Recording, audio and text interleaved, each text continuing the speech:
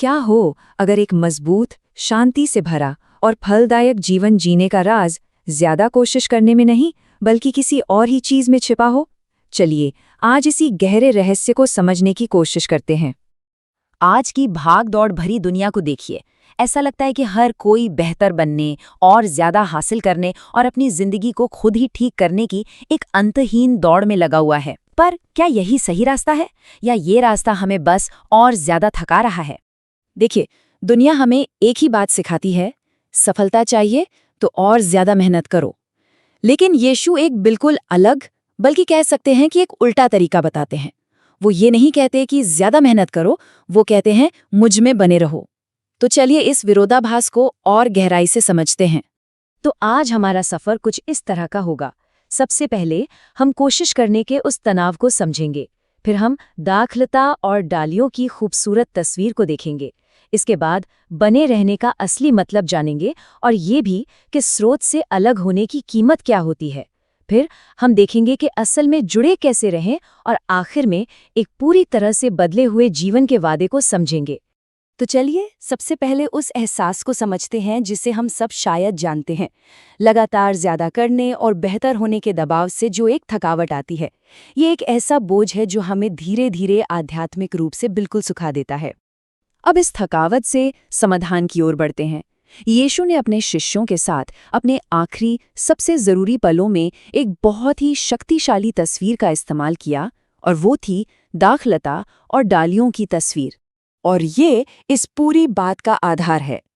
देखिए, पुराने नियम में इज़राइल को अक्सर परमेश्वर की दाखलता कहा जाता था, लेकिन वो अच्छे फल लाने में नाकाम रहा। अब यीशु आकर कहते, नहीं, सच्ची दाखलता मैं हूं, यानी जीवन का जो असली स्रोत है वो मैं हूं। तो इस रूपक को समझने के लिए इसके किरदारों को जानना जरूरी है। दाखलता यानी द वाइन, वो यीशु है, जीवन का स्रोत। किसान यानी द गार्डनर, वो पिता परमेश्वर हैं जो हमारी देखभाल करते हैं। डालियां यानी द ब्रांचेस, वो हम सब हैं। और फल हमारे जीवन में दिखने वाला नतीजा है।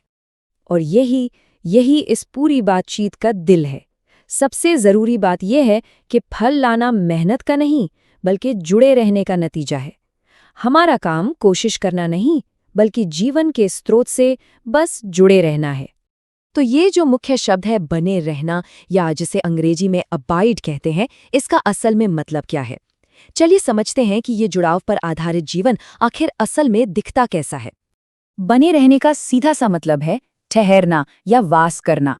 ये कोई एक बार किया जाने वाला काम नहीं है, जैसे कोई चेकलिस्ट हो। नहीं, ये तो एक लगातार चलने वाला रिश्ता है। ये कुछ करने के बारे में नहीं बल्कि किसी के साथ रहने के बारे में है।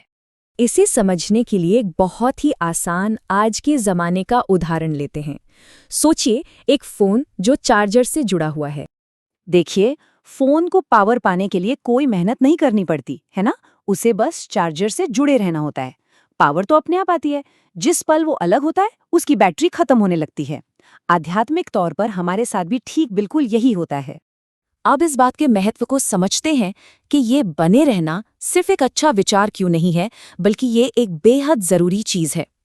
अकेले चलने में आखिर जोखिम क्या है? यीशु के ये शब्द बहुत ही साफ और शक्तिशाली हैं। उन्होंने ये नहीं कहा कि थोड़ा कम कर सकते हो या थोड़ा मुश्किल होगा। नहीं, उन्होंने कहा कुछ भी नहीं कर सकते। ये दिखाता है कि एक फलदायी जीवन के लिए उनसे जुड़े रहना कितना ज्यादा जरूरी है। जब हम उस स्रोत से कट जाते हैं तो इसके नतीजे हमारी रोज की जिंदगी में दिखने लगते हैं। एक आध्यात्मिक सूखापन महसूस होता है, चिंता और संघर्ष बढ़ जाते हैं, परमेश्वर के लिए जो जुनून था वो ठंडा पड़ जाता है। कोई व्यक्ति बाहर से बहुत सक्रिय और व्यस्त दिख सकता है, लेकिन अंदर से वो आध्यात्मिक रूप से जुड़ा हुआ नहीं होता। तो अब हम क्यों से कैसे की ओर बढ़ते हैं। ठीक है, ये सब सुनने में तो बहुत अच्छा लगता है, पर इस सिद्धांत को अपनी रोजमर्रा की जिंदगी में असल में लागू कैसे करें? तो असल में जुड़े कैसे रहें, यहाँ 5 मास्टर कीज हैं। पहला, उनके वचन में बने रहें। इसका मतलब सिर्फ धर्म ग्रंथ पढ़ना नहीं, बल्कि उसे अपने विचारों और फैसलों को दिशा देना है। दूसरा, आज्ञाकारिता में चलें। अपने कामों को डर से नहीं बल्कि प्रेम से उनकी इच्छा के साथ मिलाना। तीसरा, प्रार्थना में रहें। ये सिर्फ मांगने की लिस्ट नहीं बल्कि परमेश्वर की उपस्थिति के प्रति लगातार जागरूक रहना है। चौथा, उनके प्रेम में रहें। इस सच्चाई में अपनी जड़ें जमाना कि आपसे प्रेम किया जाता है। और आखिर में विश्वासियों से जुड़ें, क्योंकि ये सफ़र अकेले का नहीं है। ये आदतें हमें स्रोत से मजबूती से जोड़े रखती हैं।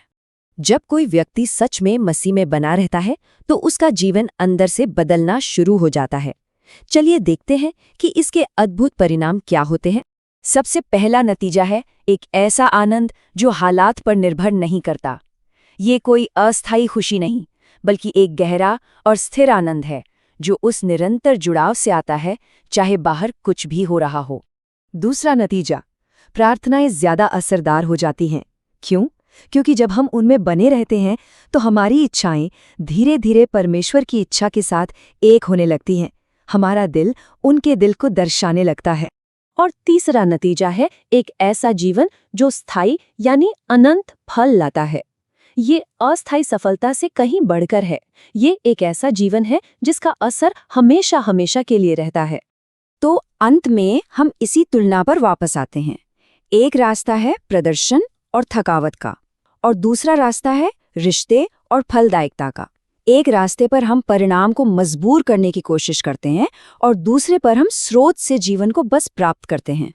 तो आखिर में सवाल यही है जिसका जवाब हम सबको अपने अंदर खोजना है। क्या जीवन का असली मकसद खुद को साबित करने का एक प्रदर्शन है, या फिर जीवन के स्रोत के साथ एक गहरा सच्चा जुड़ाव है?